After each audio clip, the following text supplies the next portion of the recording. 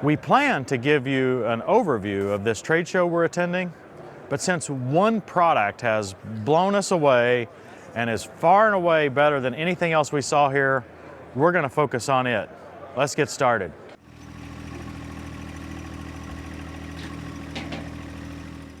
We're in Vancouver, British Columbia, Canada, and this show's got a bunch of electric powered equipment, right? Bicycles, we've got a bunch of infrastructure involved, charging stations, solar, both home and business. There's electric vehicles, a lot of electric cars. We're not going to spend any time on that. People have covered that are, more into that than we are, of course.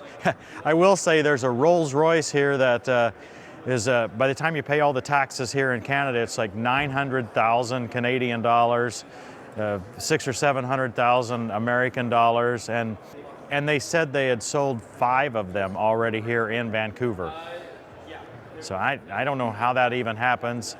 We had a chance to be hands-on with the electric bikes and these little one-wheeled things. I can just say that I'm not qualified to ride one of the little one-wheel things. I could not keep my balance on it. The electric bikes, all of them were smooth, refined, and it's my first opportunity to be on an electric bike, and it's incredible. I'm afraid we're gonna have to get one of those.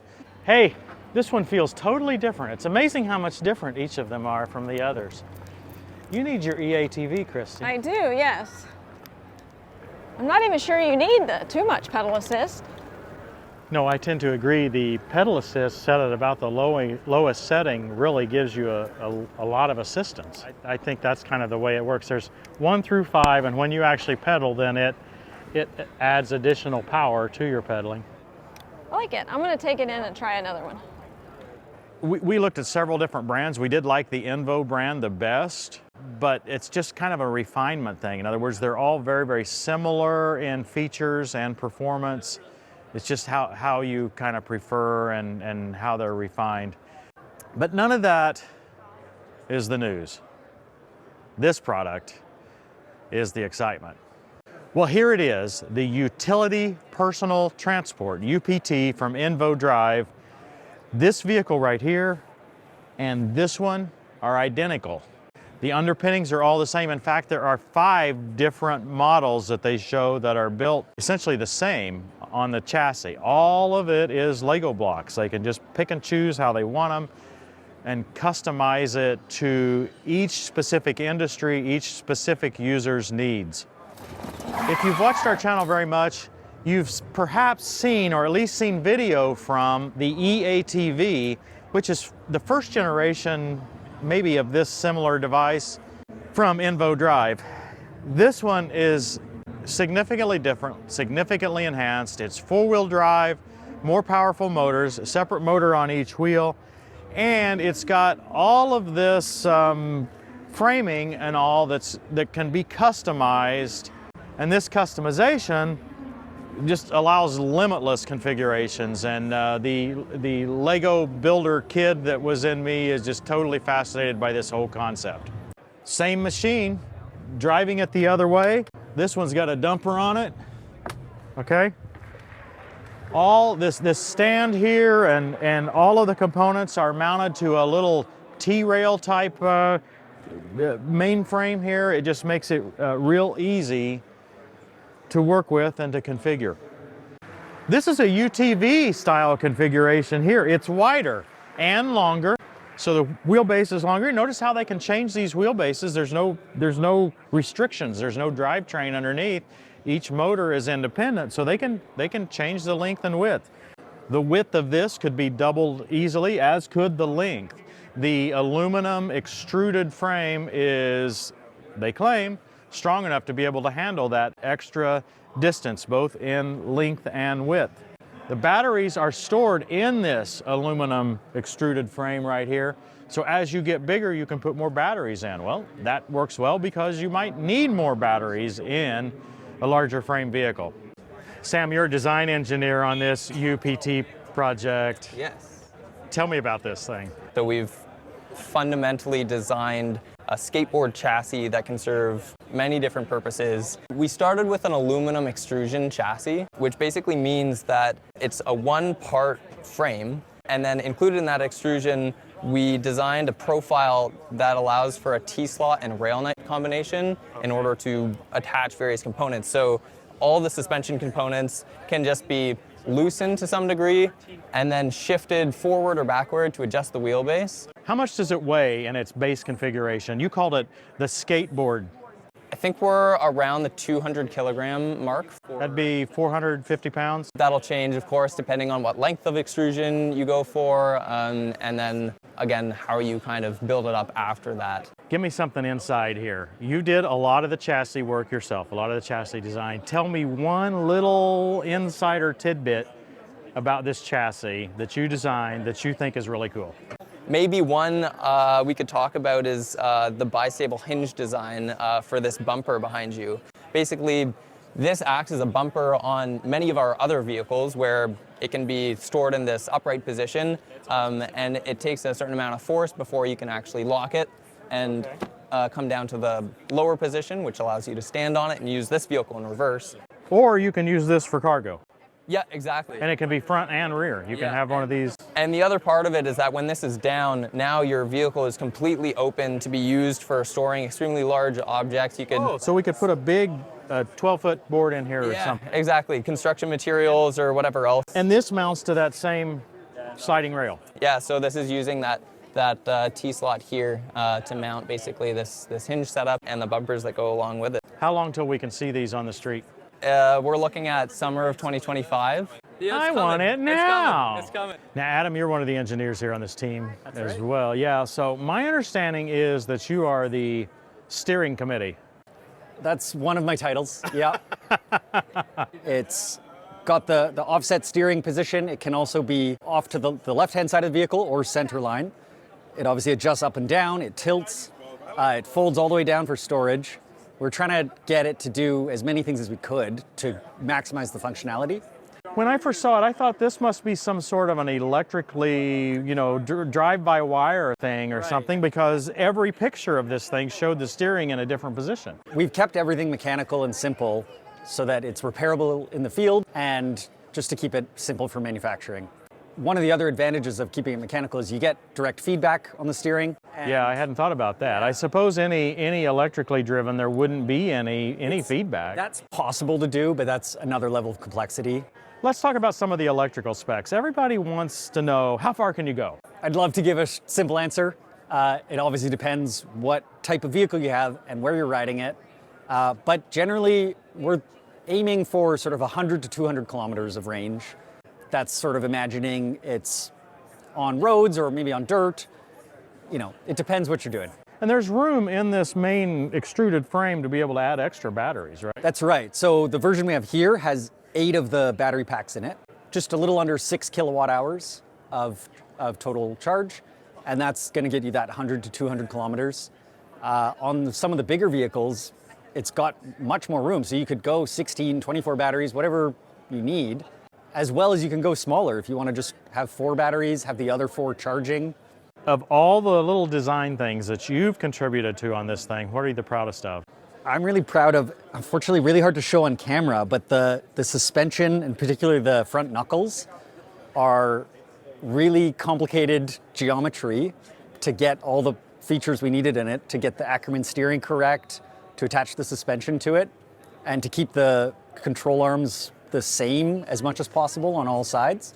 So there's a lot of back and forth, and a tweak on this part meant a tweak over here and over here and over here, and it was an interesting challenge. It's fun. It's fun, and it creates a better product. That was once one of the parts of this vehicle.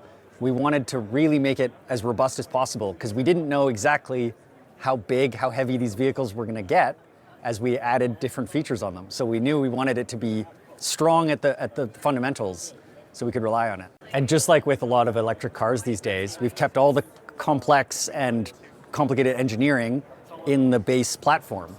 So everything above your feet, basically, other than the handlebars, is just accessories that you can add and subtract. So we're actually seeing some advantages to these electric hub motors in an electric vehicle that I guess maybe I hadn't considered before, and this is an electric vehicle, but it's not about being an electric. It's about being utility. Doing useful things. That's what we're looking for. And having some fun, of course. Ollie, this one's bigger. 2 people wide. Yeah, it's 2 people wide, but I don't call it full because this modular There's a frame lot of allows space. you to add even more. We can go like Oh, even maybe more 3 apart or 4 if we people put wide. more sections in between. You know, it's just Lego. You just slots more and more modules and make it wider or longer. I grew up just absolutely loving Legos, and that's what's fascinated me so much about what's going on here. Is it's not just Legos at the user level, it's Legos for you guys building the components. I mean, the wheels, motors, all this extrusion pieces, extruded aluminum that you're working with here. Yeah, I mean, I could envision an assembly line with these things where you could build one of these double wide UTVs, and the very next unit on the line could be the small, just the skateboard platform. Manufacturing can even be localized. Like it doesn't have to be centralized, built in like BC, Canada, and exported to other spaces. It can be assembled in different local shops, depending on the market. So you're saying that the manufacturing techniques are simple.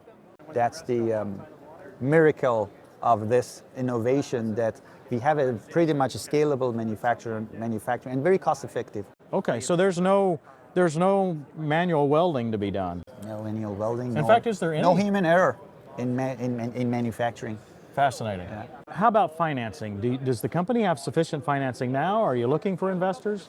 The company has, like, so far we have done it bootstrapped. Like we have invested from the existing resources, financial resources inside. So you've used electric bikes? Yeah, we sell electric bikes. We use the money to develop other products of the line. Yeah, it's safe. It's safe and secure, but it may not be agile and quick enough for the opportunities that we see and identify over these use cases.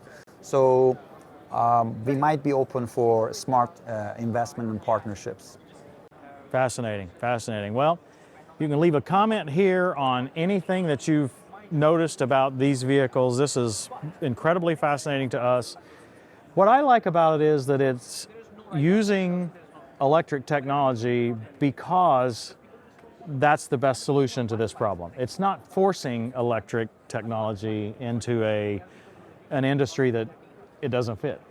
Yes, electric power, other than being clean and sustainable, it gives you freedom of doing this. Each wheel separate. You're free from any moving parts and like No drivetrain no parts. drivetrain. That's why we can have a flat platform and we can do whatever, and you can take it to any industry because you can take it to a mine or indoors or silent, the quiet. You can deal with animals without distracting them. I really like the electric power since I was a kid, playing with electric motors, trying to run my bicycle with them. I have the passion, I always had. Yeah. And I'm an automotive engineer, by the way. And my really? master's degree is in automotive. I'm a mechanical engineer, and my master's degree is in automotive. I noticed that in all the discussions we've had with your team, it's very engineer-centric. Sometimes we encounter companies that are marketing-centric or sales-centric.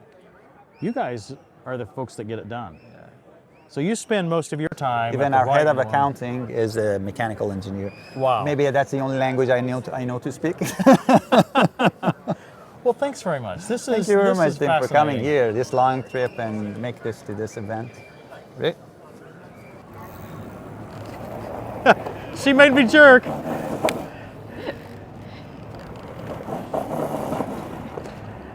You scared me. I'm quite excited about getting one of these. As we mentioned, they go into production mid-25. At least that's the goal. With the test drive that we went on, I think it's ready. I'm sure there are details that they're working through, but it seems ready to go. Based on our experience with the first generation eATV, we're impressed with the technology, and this one we know is better. We mentioned a few weaknesses in our original video.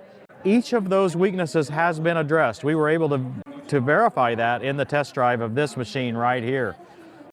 thrilled to see the progress with these units. Check them out, envodrive.com. You can pre-order now. Thanks for watching, everybody. We'll see you next time on Tractor Time with Tim.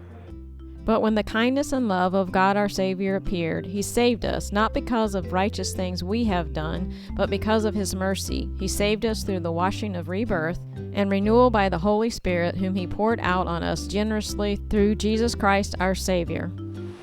Hello. So far, this chairlift has been one of my favorite parts. It's outside. Yeah, We can hear the water flowing in the stream below us, it's nice. and the weather is perfect. Yes. We're up on the mountain and I don't even have my coat on. And we're gonna go on the gondola here in just a second. Looking forward to that. I'm not looking forward to the walk back up Right. to the gondola.